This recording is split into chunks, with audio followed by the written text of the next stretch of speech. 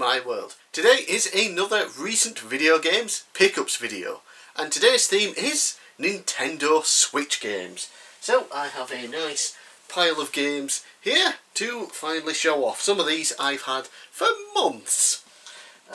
Yeah, I'm currently stockpiling a ton of pickups over there still. I think I posted a picture on social media of games that I need to show off in pickups videos. So I've got enough for about 7 or 8 of these. So lots of pickup videos to come.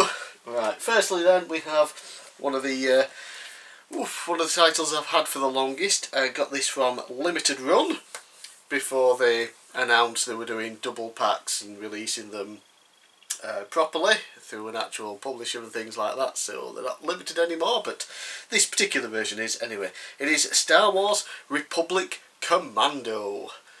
God, still trying to sort out the lighting, still having issues with where to place things, but yeah, Republic Commando. So this comes with just a little manual, that's cool, and yeah. So Republic Commando was originally on the original Xbox, exclusive to the Xbox console and also on PC I believe, and I think you've been able to get it on Steam for years. And yeah, it's basically a first person shooter with some team tactics stuff thrown in. So it's not quite as like tactics based as a Rainbow Six game would be, but you still have to tell your squad members what to do. But it's still mainly focused on first person shooting. You are of course a clone commander with your own troop of clone troopers, and you're doing missions during the Clone Wars, and it's really fun. I do own it on the original Xbox somewhere down there. Very fun game, so when it was announced it was being ported to modern systems and getting a limited run release, I pre-ordered it. But now of course you can buy double packs. You can get Jedi Knight 2, Jedi Outcast and Jedi Knight Academy in a 2-in-1 pack, and then you can get, I believe, this and Pod Racing, not Star Wars Racing, whatever the hell it's called, in a pack as well for pretty cheap. So yeah, I wish I'd not really gone with the limited run version, far more expensive just for one game, but what are you going to do? Still fun to have. And we have another limited run game that hasn't been released anywhere else physically, and this is Bug Fables, The Everlasting Sapling. Yeah, Bug Fables is a really good Paper Mario style game. And when I say Paper Mario, I pretty much mean the original sort of thing on the N64. Has that entire look and style and feel and gameplay. This again just game with a nice little manual as they do. It's been fun so far, but I do find it overly difficult when it comes to boss fights, because you just don't seem to have much HP at all. You're very limited in, I don't know what the let's see if I can find it here new. Basically, like skill points, MP, magic points in other games. For doing special attacks, you have very little, and items that you can use to restore it restores very little of that as well. Restoring HP again, you have very little. Items to restore it are again very little, and your attacks don't seem to do that much damage most of the time. So I am currently stuck on the game. I did play it for a while when I first got it. I thought, I'm probably going to power through this. Currently stuck because I can't beat a particular boss. I'm only a couple of hours into the game. Yeah, but it's still very fun, very good, very worth picking up. Of course, you can buy it digitally. It's well worth it if you're a fan of the original Paper Mario games. Yeah, but just be warned, can be a little bit difficult. Next we have Cotton Reboot. So this is sort of a reboot, remaster, remake of an old X68000 game. Was it NEC that did that? An NEC PC? Yeah, they've been doing a lot of these Cotton games recently. Re-releasing, remaking, remastering, whatever, a bunch of them. And this one was the first one they did. Yeah, it's a side-scrolling shooter where you play as basically a little witch, and you have magic powers and things. And what's great about this game is there was a ton of different modes. You can play the original X86000 mode, which obviously just looks like the old computer game, and then you have an arranged mode where it's all updated with new graphics, looks very nice, plays a little bit easier as well, but it's an absolute ton of fun. So yeah, very happy with that one. This even came with a manual as well, so good for that, and also a reversible cover.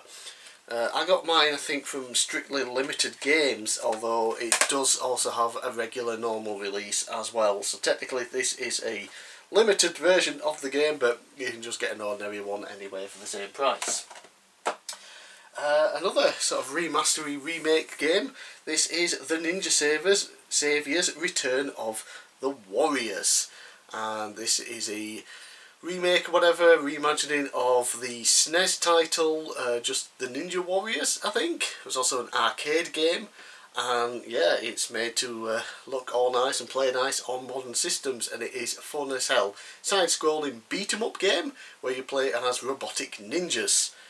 Yeah, very, very fun. Had a blast with this, and it's still really cheap. I picked it up for under a tenner, got it in a sale, but it seems to be about £15 roughly everywhere at the moment still, so it's still very, very cheap and well worth having in my opinion. And yeah, this comes as well with a manual, a big one that barely fits in the box. Literally, it doesn't go where the normal manual, it just sort of sits on top of everything. But yeah, nice full colour manual, that's really cool. Also comes with a little mini poster. I'm not going to open it up because I'll never get it back the way it was, and some stickers.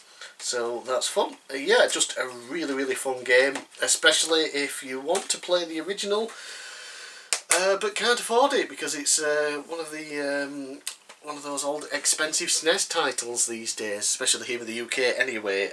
Yeah, so yeah, the Ninja Savior's Return of the Warriors. Fun 2D side-scrolling beat-em-up. Let's get into some slightly more modern games now. We have Bayonetta 1 and 2 for the Nintendo Switch. I do own the double pack right here for the Wii U, but I thought, why not get it for the Switch as well? You know, play it in handheld mode if I want, or with a nice Pro controller, which is what I'm planning to do. And yeah, go through them both before Bayonetta 3 finally comes out this year. Hopefully, still. Yeah, Bayonetta games, basically I think Devil May Cry, God of War style, you know, hack and slash action, except you're sort of a dark witch, and power is in her hair. Yeah, you beat things up and shoot them, and it's just very, very fun. Lots of sarcastic comedy from Bayonetta. Yeah, just awesome games. This one, the second game comes on a cartridge, and then the first game is just a download code, but yeah, it's still nice to have. And I've been after this for a while, but trying to get hold of it was very difficult. I don't know, there must have just been a very limited release of them, because it's out of stock most websites, and the couple that it was in stock in, it was usually going for like 50 quid, which, no thank you. Yeah, not when I get more Switch games brand new for like between £30 and £40. Didn't really want to go 50 on this one. Did manage to pick it up for about 38 quid just before Christmas, so very happy to get that, and I can't wait to really play through both games. I only really played through the original game, didn't really get to Bayonetta 2, so I'm looking forward to going through them both before the third game comes out. And now to very, very new games for me in terms of when I picked them up, literally just a couple of days ago. And the first one is Game Builder Garage. So yeah, this is Nintendo's version of a game building game. What am I saying? Yeah. So it's not like, you know, Dreams on the PlayStation or anything like that. It is considerably simpler and very Nintendo. So what you do is you go into sort of like a programming mode, but you don't actually type out programming language or anything, but it does teach you how things work, how they connect. So you will have like a module for the character, and then you can bring up another module for button pressers. Choose button B, drag it over to the character to make him jump, and things like that. You can build your levels using shapes and things, change the colour. It's very basic in terms of how things look, but it does appear that you can make some pretty fun and complex games if you want. There is a big tutorial section that goes through all different types of games. It shows you all the different things you can do, one of which I'm looking forward to because it actually shows you how to build stuff using the move controls from the Switch, basically. So that should be really interesting. At the moment I've just gone through the first tutorial where you build a game of tag, where you basically have two people control with the left and right Joy-Con, or you can control them both at the same time if you're using a Pro Controller. And if the player 1 runs into player 2 and tags him, player 2 explodes and you win, and the game resets. Player 1, however, can be hurt by balls that drop down from the top of the screen, and yeah, you explode if you hit those, and the other player wins. Fun, and there are a few things that you could probably go in and change and build upon that, make it a little bit better still. But yeah, it's really fun, and it's typical Nintendo in how it works. Like I said, you're not going to be programming games here properly, but I think it is a good start for people who have no clue how games work, just to get an understanding of what goes into it in the background, how things connect to each other to make it do certain things, and that'll be a nice foundation for if they then want to actually learn proper game programming, game development. Yeah, so pretty fun. I'm looking forward to see what I can build on it. So yeah. It'd just be nice if you could do a bit more graphically with it, but it's Nintendo. And finally, a game that originally came out on the Wii U. I had no interest in it back then. Came out on the Switch. I had no interest when it came out on the Switch. But recently, having played Persona 5 and then Persona 4, someone mentioned this title. Have you played this? And I'm just like, no. It's like, well, why not? They showed me a video. It's like, oh Christ, I thought it was a strategy RPG, because it has two letters in it that made me think that. An F and an E. This is Tokyo Mirage Sessions FE Encore. Encore, whatever. Yeah, there we go. Yeah, so the FE of course stands for Fire Emblem. And I just don't like the Fire Emblem games. Not my style of gameplay. I like my JRPGs to be classic turn-based. There's still so much you can do with turn-based actions, not just mashing the attack button or a particular skill. Lots of depth can go into it. And this game looks and plays very similar to a Persona game. So that's what sold me on the game, basically. The Fire Emblem stuff, I have no real idea. I'm assuming it's characters that show up in it.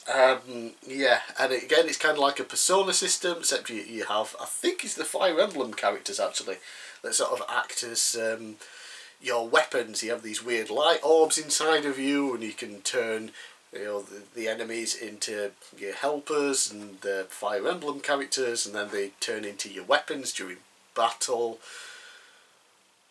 Kind of like when I first started Persona 5, I have no idea what's actually going on, but it's still fun. It's got a nice style and look to it, visually and musically, and yeah, the combat system very much Persona style there, so I'm very pleased with that. So yeah, Fire Emblem, not going to be sold on that, but the Tokyo Mirage Sessions part of it, yeah, I'm pretty happy with this pickup. So yeah, and if you're interested in this game, I would probably advise picking it up as sooner rather than later, because I feel this is one of those games that's probably going to go up in price in a couple of years' time once everyone's stopped buying it and they move on from the Switch. Yeah. So those are my recent Nintendo Switch pickups. Like I said, I've had some of these for months now. Yeah, some great stuff. Star Wars Republic Commando, really fun. Book Fables, fun but difficult. Cotton Reboot, very fun. Ninja Saviors, Return of the Warriors, very fun beat 'em up. Bayonetta 1 and 2, awesome games.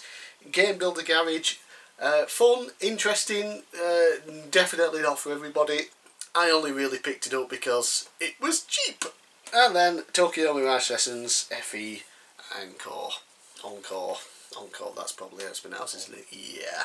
So, anyway, I'm bigcal. Thanks for watching. Let me know down in the comments below what you thought of my Nintendo Switch pickups. And let me know if there's any other games for the Nintendo Switch that I don't currently own that I should add to my collection.